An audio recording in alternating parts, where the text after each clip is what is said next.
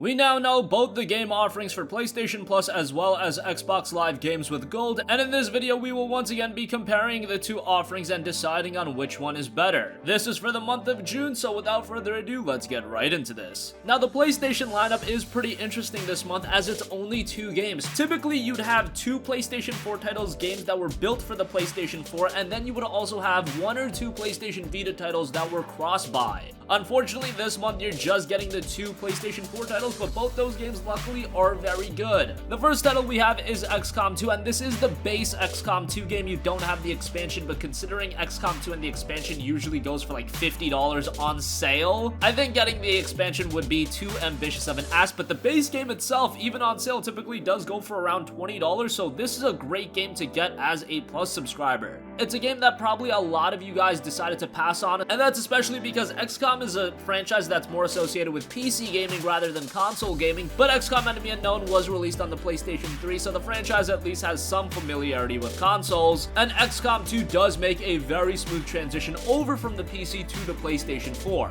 Now the game is a very engrossing experience. I highly recommend you to play the game at a higher difficulty because that's when it's the best experience possible. The game itself is a strategic turn-based game. It focuses around resource management and a lot of customization options that really makes the gameplay very unique and allows for a lot of replay value within the game. It does have a multiplayer component to it as well, but honestly you're just going to the game for the single player, but it's a very engrossing single player at that. A lot of fun. I know a lot of you guys aren't completely sold on XCOM 2, and I don't really blame you. Again, for PlayStation 4 owners and gamers that play exclusively on the PS4, it's not a game that you might be all too familiar with, but give it a shot, and if you're a Plus subscriber, you have nothing to lose. The game has an 87 on Metacritic, and I would say that's well deserved.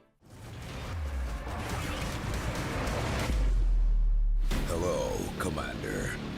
The success of the XCOM project is unmatched. The time has come to conquer our last remaining frontiers and lead the resistance to victory on all fronts.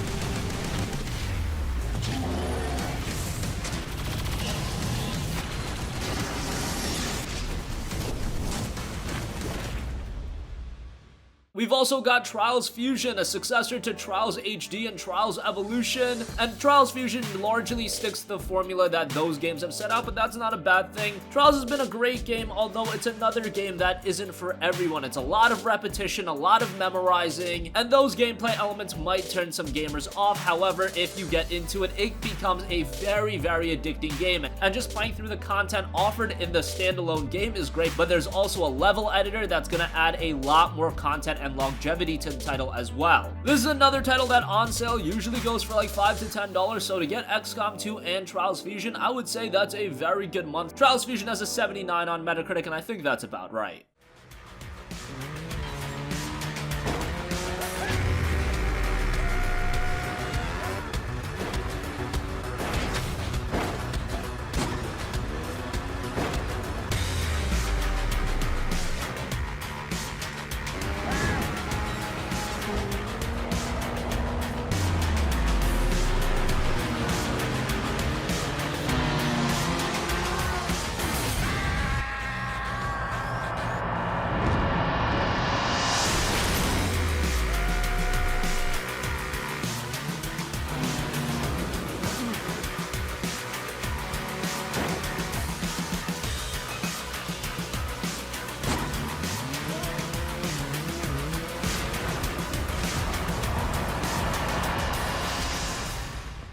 Moving on to the Xbox Live Games with Gold offerings. Now this month, Games with Gold does have an advantage in terms of quantity of games because you do have 4 titles, but not all of the titles are super high quality, and that is evident at the very first game in Assassin's Creed Chronicles Russia. Now Assassin's Creed Chronicles was a nice little spin-off AC franchise, but Games with Gold has kind of milked AC Chronicles, giving out each game respectively over the course of 3 separate months, Kind of unfortunate, as I see a lot of gamers being disappointed whenever these games show up and we just had to get through them. Personally speaking, I did have some fun with Assassin's Creed Chronicles Russia, but it's not the Assassin's Creed formula you're used to. It's a 2.5D action-adventure title, and Russia is the final chapter of the Chronicles trilogy, so that's kind of nice. You won't have to deal with this ever again. The game has a 60 on Metacritic, and I would say that's about right.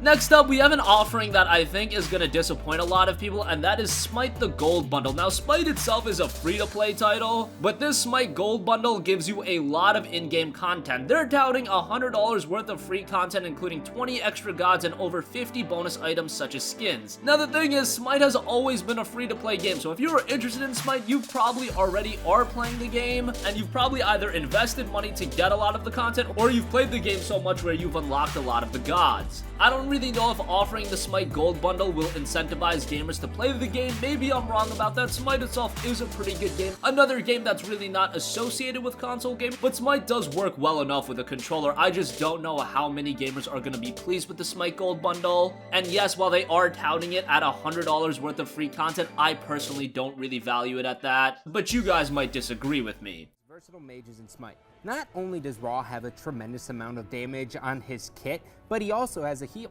This means that you can heal your teammates while still laying down all the damage on your opponents. Thor is that assassin that everyone wants on their team. Thor's ultimate shoots him straight up into the sky, where he's able to choose a target location to come crashing down on. Communicate with your teammates to let them know which enemy you will attack to always secure the kill. Guan Yu is a warrior, which means he is naturally a little bit tankier of a god. Guan Yu is really good at getting into the middle of the fight and staying there. His ability Teleassault not only does damage, but also strips away the protections from enemy gods. And if any enemy god tries to run away, you can hop on your horse and chase him down. Ymir is a big tanky guardian. Ymir naturally gains 104 health every single level he gains during the game. He's very hard to take out. Make sure you are using your stun, Frost Breath, to set up kills for your teammates. Moving on to the Xbox 360 games, we always cover these because they are backwards compatible on the Xbox One. We don't cover the PlayStation 3 titles as they are not playable on the PlayStation 4, but the Xbox 360 titles are pretty good this month. First up, we have Sonic and Sega All-Stars Racing Transformed. This is a great racing game. Not only is it a very fun arcade racer, but if you're a fan of Sonic, there is so much fan service to these games that you are just going to be smiling ear to ear the whole time playing the game.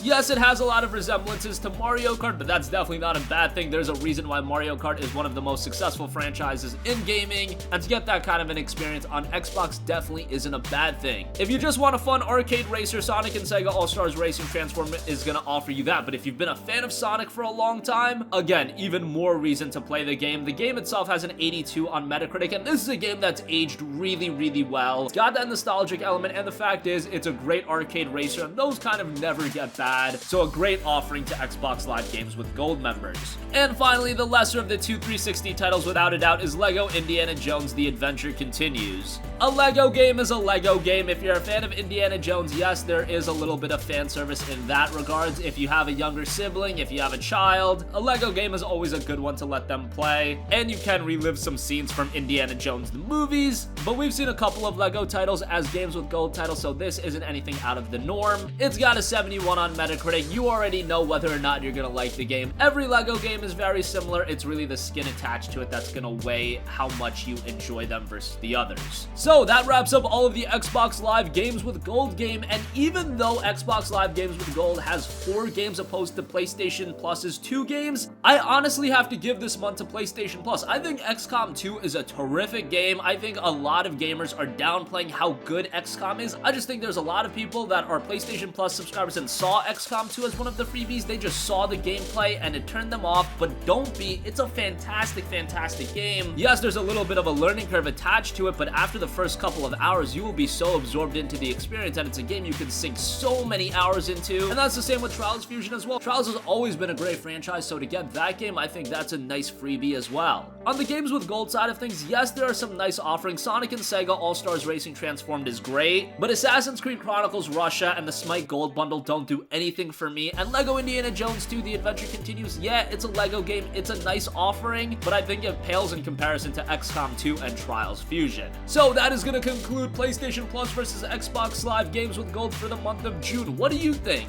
Which service did you think had the better offerings for the month of June? Sound off with your thoughts in the comments section down below. Thank you for watching, and goodbye.